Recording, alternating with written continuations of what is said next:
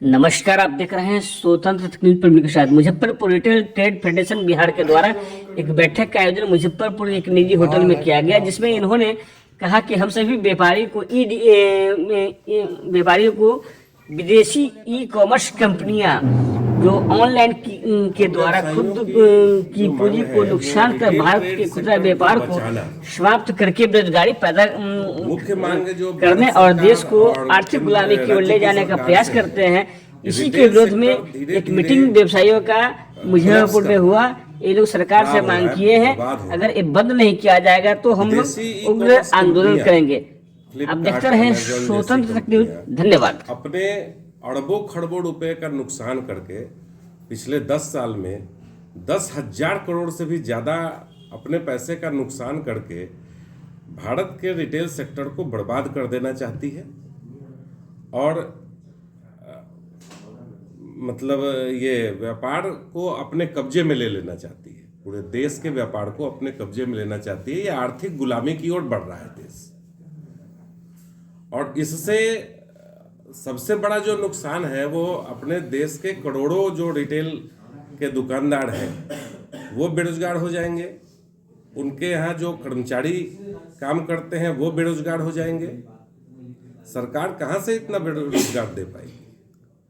सरकार के पास कोई ऐसा योजना नहीं है कि वो इतना रोजगार दे सकती है। सरकार जब ये कहती है कि आप समोसे का ठेला भी लगा करके स्वरोजगार उत्पन्न कीजिए, तो जो लोग स्वरोजगार में लगे हुए हैं, जो रिटेल सेक्टर इतना बड़ा करोड़ों लोगों का रिटेल सेक्टर है, वो ही बर्बाद हो जाएगा। तो बाकी लोगों में बड़ी बड़ी कंपनियां हैं, होम एप्लियंसेस की कंपनी है, किचन की कंपनी है, वो लोग जो है रेट बाइजूनल जो देती है उन लोगों को, तो बहुत ज़्यादा रेट डिफरेंस भी देती है, तभी तो मार्केट में कुछ ना कुछ बेचता है या कहीं भी कुछ करता है।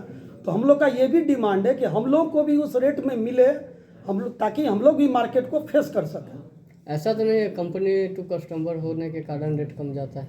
नहीं, ऐसा बात नहीं है। कंपनी टू कस्टमर होने से रेट नहीं कमता है। वो वॉल्यूम में लेते हैं, ये बात हम मानते हैं, वॉल्यूम में लेते हैं, लेकिन हम लोगों का मार्जिन का गैप तो वो कम दे रहा है ना, उसको ज़्यादा मार्जिन का गैप दे रहे हैं। हम लोग का ये भी डिमांड है कि हम लोग को मार्जिनल दिया जाए ताकि हम लोग भी मार्केट को फेस कर सकें। हम लोग भी दुकान भाड़ा पर लिए हुए हैं, रेंट लगता है। हम लोग की 40-40 वर्ष 50-50 वर्ष पुरानी दुकानदार है, तो सरकार इस ओर ध्यान दे। हम लोग टैक्स पे ही हैं, जीएसटी पेड करते हैं, इनकम टैक्स हम लोग देते हैं, स्टाफ रखे हुए हैं उसको पेमेंट करते हैं।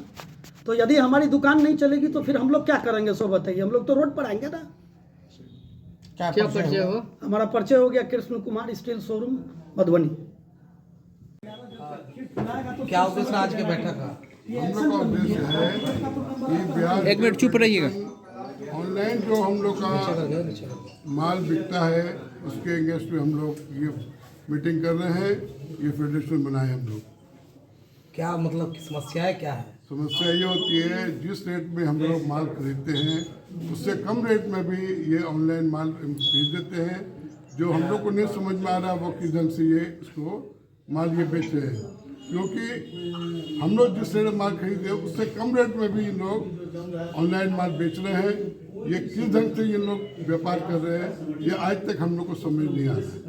ये लॉस से बेच रहे हैं, किस ढंग से बेच रहे हैं, ये इसको हम लोग को समझ में आना चाहिए कि किस पॉइंट पर ये इन लोग का जो ऑनलाइन जो माल बेच रहे हैं, फ्लिपकार्ट वाले या अमेजोन वाले हैं और भी 2-4 इस तरह के ऑनलाइन बिकता है, उससे कम रेट में हम लोग परचेज करें कि उस रेट को हम लोग कंप्लीट करके हम लोग भी इसको बेच सके। क्योंकि कोई भी कस्टमर हमारे शॉप पर दुकान पे आता है, वो रेट माल देखता है, रेट पूछता है, उसके बाद वो मोबाइल खोलता है।